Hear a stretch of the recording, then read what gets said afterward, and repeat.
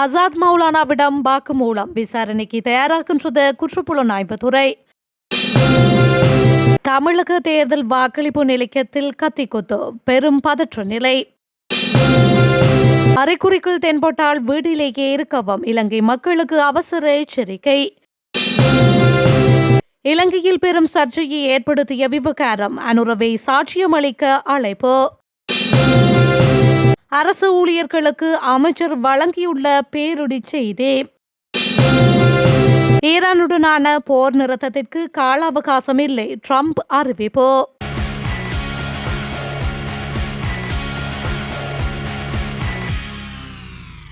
உயிர்த்த ஞாயிறு தாக்குதல் சம்பவம் தொடர்பான விசாரணைகளில் அடுத்த கட்டமாக முக்கிய சாட்சியாளரான ஆசாத் மௌலானாவை விசாரிப்பதற்கான நகர்வுகளை இலங்கை குற்றப்புலனாய்வுத்துறை முன்னெடுக்க உள்ளது.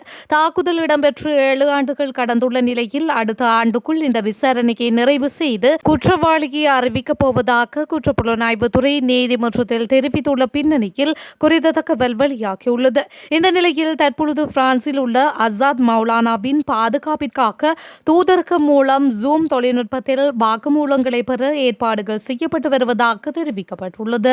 மேலும் இந்த தாக்குதல்கள் குறித்த முந்தைய விசாரணைகளால் வழங்கப்பட்ட பரிந்துரைகளின் செயலாக்கத்தை மேற்பார்வையிட ஒரு புதிய குழுவை நியமிப்பதற்கு அமைச்சரவை நடவடிக்கை எடுத்துள்ளது. ஜனாதிபதி விசாரணை ஆணைக்குழு மற்றும் அப்போதைய தேசிய பாதுகாப்பு மீதான துறைசார் மேற்பார்வை குழு ஆகியவற்றால் வழங்கப்பட்ட பரிந்துரைகளின் முன்னேற்றத்தை கண்காணிக்க ஒரு கட்டமைக்கப்பட்ட மற்றும் நீடித்த பொறிமுறை இல்லாதது குறித்த கவலைகளுக்கு மத்தியில் இந்த நடவடிக்கை எடுக்கப்பட்டுள்ளது என்று தெரிவிக்கப்பட்டுள்ளது.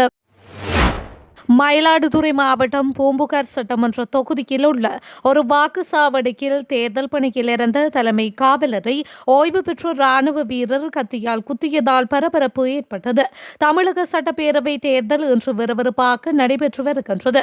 மயிலாடுதுறை மாவட்டத்தில் உள்ள மயிலாடுதுறை, சீர்காழி, பூம்புகார் ஆகிய சட்டமன்ற தொகுதிகளிலும் 951 வாக்குப்பதிவு மையங்கள் அமைக்கப்பட்டு போலீஸ் பாதுகாப்புடன் வாக்குப்பதிவு நடைபெற்று வருகின்றது. இந்த நிலையில் பூம்புகார் சட்டமன்ற தொகுதிக்குட்பட்ட பொறையர் ஜமாலியா தொடக்க பள்ளியில் காலையில் வாக்குப்பதிவு நடைபெற்றுக் கொண்டிருந்தது. அப்போது அங்கு பாதுகாப்பு பணியில் இருந்த குத்தலாம் காவல் நிலையத்தை சேர்ந்த விக்னேஷ் என்ற தலைமை காவலரை அங்கு வந்த ஒருவர் திடீரென்று தன் கையில் கொண்டு வந்திருந்த சிறிய கத்தியால் சரமரியாக குத்தியுள்ளார். இதில் காவலர் விக்னேஷின் கழுத்திலும் 2 கைகளிலும் காயம் ஏற்பட்டது. இதனை கண்டு அங்கிருந்தவர்கள் அலறியடித்து ஓட்டம் பிடித்தனர். இரத்த வெள்ளத்தில் கிடந்த காவலர் விக்னேஷ் பொறையார் அரசு மருத்துவமனைக்கு அழைத்து செல்லப்பட்டார். அங்கவருக்கு 15 தையல்கள் போடப்பட்டு முதலுதவி சிகிச்சைகள் அளிக்கப்பட்டு வருகின்றமையும் குறிப்பிடத்தக்கது. உலகம் முழுவதும் வெப்பநிலை அதிகரிப்பு மற்றும் பிற காரணங்களினால் சுவாச நோயாளிகளின் எண்ணிக்கை வேகமாக அதிகரித்து வருவதாக விஞ்ஞானிகள் கூறுகின்றனர்.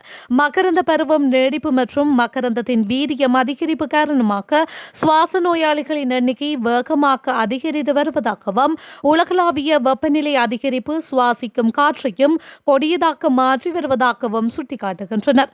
இலங்கை போன்ற நாடுகளில் ஆண்டு முழுவதும் மகரந்த சேர்க்கை நடைபெறுவதால் வெப்பநிலை அதிகரிப்பு ஆண்டின் பெரும்பகுதிக்கு தாவரங்களை மகரந்தத்தை உற்பத்தி செய்ய தூண்டுகின்றது.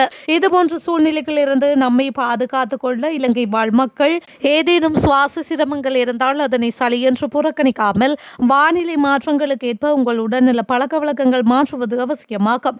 மழை நாட்களில் உங்களுக்கோ அல்லது உங்கள் குடும்பத்தினருக்கோ ஒருவருக்கோ சுவாசிப்பதில் சிரமம் ஏற்பட்டால் உடனடியாக மருத்துவ உதவியை நாடுமாறும் அறிவுறுத்தப்பட்டுள்ளனர். பல்வேறு மாநிலங்களில் நடைபெற்று வரும் பல கட்ட சட்டமன்ற தேர்தல்களின் ஒரு பகுதியாக தமிழ்நாட்டில் முக்கிய பகுதிகளில் வாக்குப்பதிவுகள் நிறைவடைந்துள்ளன. தற்பொழுது மாநிலத்தில் வாக்குப்பதிவு முடிவடைந்துள்ள நிலையில் தேர்தலுக்கு பிந்தைய கருத்து கணிப்பு முடிவுகள் வெளியீட்டின் மீது கவனம் திரும்பியுள்ளது.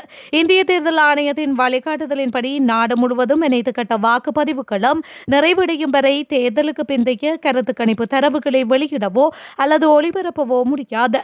வாக்குப்பதிவு இன்னும் நடைபெற்று வரும் மாநிலங்களில் ஆரம்பகட்ட கணிப்புகள் வாக்காளர்களின் நடத்தையில் செல்வாக்கு செலுத்தாமல் இருப்பதை உறுதி செய்வது இந்த கட்டுப்பாட்டின் நோக்கமாகும்.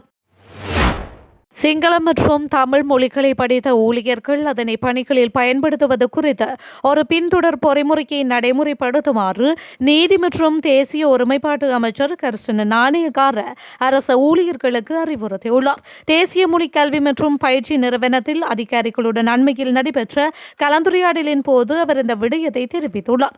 இதன்போது அவர் மேலும் தெரிவிக்கையில், புதிய மொழிகளை கற்கும் அரசு ஊழியர்களின் திறன்கள் தொடர்ந்தும் பயனுள்ளதாக இருப்பதை உறுதி செய்வதற்கு அவர்கள் வழக்கமான முன்னேற்ற மதிப்பாய்வுகளுக்கு உட்படுத்தப்பட வேண்டும். சிங்களம் மற்றும் தமிழ் மொழிகளை கற்ற அரச ஊழியர்கள் தங்கள் பணிகளில் அத்திறன்களை உண்மையில் எவ்வாறு பயன்படுத்துகின்றார்கள் என்பதை மதிப்பிடுவதற்காக 3 அல்லது 4 ஆண்டுகளுக்கு ஒரு முறை ஒரு பின்தொடர் செயல்முறையை நடைமுறைப்படுத்த வேண்டும் என்றும் அவர் குறிப்பிட்டுள்ளார். நாட்டில் மின்சார தடையை நடைமுறைப்படுத்தும் எண்ணம் அரசாங்கத்திற்கு இல்லை என அமைச்சரவை பேச்சாளரும் சுகாதார மற்றும் வெகுசன ஊடக அமைச்சருமான நலிந்து ஜெயதிச தெரிவித்துள்ளார். அத்துடன் தடையற்ற மின்சார விநியோகத்தை உறுதிப்படுத்துவதே அரசாங்கத்தின் முதன்மையான முன்னுரிமையாக்கும் என அமைச்சர் மேலும் குறிப்பிட்டுள்ளார். செலவு குறைந்த மற்றும் நம்பகமான மின் உற்பத்தி ஆதாரங்களில் கவனம் செலுத்துவதன் மூலம் தற்போதைய நிலைமை முகாமைத்துவம் செய்யப்பட்டு வருவதாகவும் அவர் மேலும் சுட்டிக்காட்டியுள்ளார். முன்னாள் ஜனாதிபதி ரணில் விக்ரமசிங்கவுக்கு சிகிச்சை அளித்த நாட்டின் புகழ்பெற்ற நிபுணர்கள் குற்றப்புலனாய்வு துறைக்கு முன் அழைக்கப்பட்ட போது முன்னர் நிகழ்ந்த பழிவாங்கல் மீண்டும் நிகழக்கூடாது என்று அவரது விருப்பமின்மைக்கு தமது அறுவை சிகிச்சைக்காக வெளிநாடு சென்றதற்கான முக்கிய காரணம் என முன்னாள் அமைச்சர் பேராசிரியர் GL பேரிஸ் தெரிவித்துள்ளார். கொழும்பு மால்வீதியில் அமைந்துள்ள அரசியல் அலுவலகத்தில் நடைபெற்ற ஊடக மாநாட்டில் கலந்து கொண்ட போது பேரிஸ் இவ்வாறு தெரிவித்துள்ளார். இதன்போது இலங்கையில் உயர்திறன் வாய்ந்த மருத்துவர்களும் மேம்பட்ட மருத்துவமனை வசதிகளும் உள்ளன என்றும் பிற ஆசிய நாடுகளில் இருந்தும் நோயாளிகள் சிகிச்சைக்காக நாட்டிற்கு வரும் சூழலில் முன்னாள் ஜனாதிபதியின் சிங்கப்பூர் பயணம் குறித்து சமூகத்தில் ஒரு குறிப்பிட்ட அளவு விவாதம் நடந்து வருகின்றது என்றும் அவர் சுட்டிக்காட்டியுள்ளார். ஈரானுடனான போர் நிறுத்தத்தை நீடிப்பது குறித்து கால அவகாசம் எதுவும் இல்லை என்று அமெரிக்க ஜனாதிபதி டொனால்ட் ட்ரம்ப் தொகுப்பாளர் மார்த்தா மெக்கலமிடம் கூறியதாக ஃபாக்ஸ் நியூஸ் செய்தி வெளியிட்டுள்ளது. அத்துடன் மோதலை முடிவுக்கு கொண்டுவர தனக்கு அவசரம் இல்லை என்றும் ஒரு நல்ல ஒப்பந்தத்தை விரும்புவதாகவும் தொலைபேசி அழைப்பில் ட்ரம்ப் மெக்கலமிடம் புதன்கிழமை அன்று கூறியுள்ளார். வெள்ளை மாளிகையின் பத்திரிகை செயலாளர் கரோலினின் லீவிடம் புதன்கிழமை அன்று பேச்சுவார்த்தைகள் தொடர்ந்தும் நடைபெற்று வருவதாகவும் ஈரானியர்கள் தங்கள் வசம் உள்ள செறிவூட்டப்பட்ட யுரேனியத்தை அமெரிக்காவிடம் ஒப்படைக்க வேண்டும் என்று கோரி ட்ரம்ப் தனது சிவப்பு கோடுகளை மிகவும் தெளிவாக தெரிவித்துள்ளார் என்று தெரிவித்துள்ளார். அதுடன் ஈரானிய ஆட்சியிடமிருந்து பதிலுக்காக வாஷிங்டன் காத்திருக்கின்றது என்றும் அவர்களால் இன்னும் ஒருமித்த செய்தியை அனுப்ப முடியவில்லை, அதனால் தான் ட்ரம்ப் போர் நிறுத்தத்தை நீடிக்க முடிவு செய்தார் என லீவிட் மேலும் சுட்டிக்காட்டியுள்ளார். இதேவேளை ஈரானுடன் சமீபத்தில் நீட்டிக்கப்பட்ட போர் நிறுத்தம் ஞாயிற்றுக்கிழமை முடிவடைக்கும் என அமெரிக்கா இஸ்ரேலிடம் கூறியதாக இஸ்ரேலிய ஊடக தகவல்கள் தெரிவிக்கின்றமையும் குறிப்பிடத்தக்கது. சிங்களம் மற்றும் தமிழ் மொழிகளை படித்த ஊழியர்கள் அதனை பணிகளில் பயன்படுத்துவது குறித்து ஒரு பின்தொடர் பொறிமுறையை நடைமுறைப்படுத்துமாறு நீதி மற்றும் தேசிய ஒருமைப்பாட்டு அமைச்சர் கர்ஷன நாணயக்கார அரச ஊழியர்களுக்கு அறிவுறுத்தியுள்ளார்.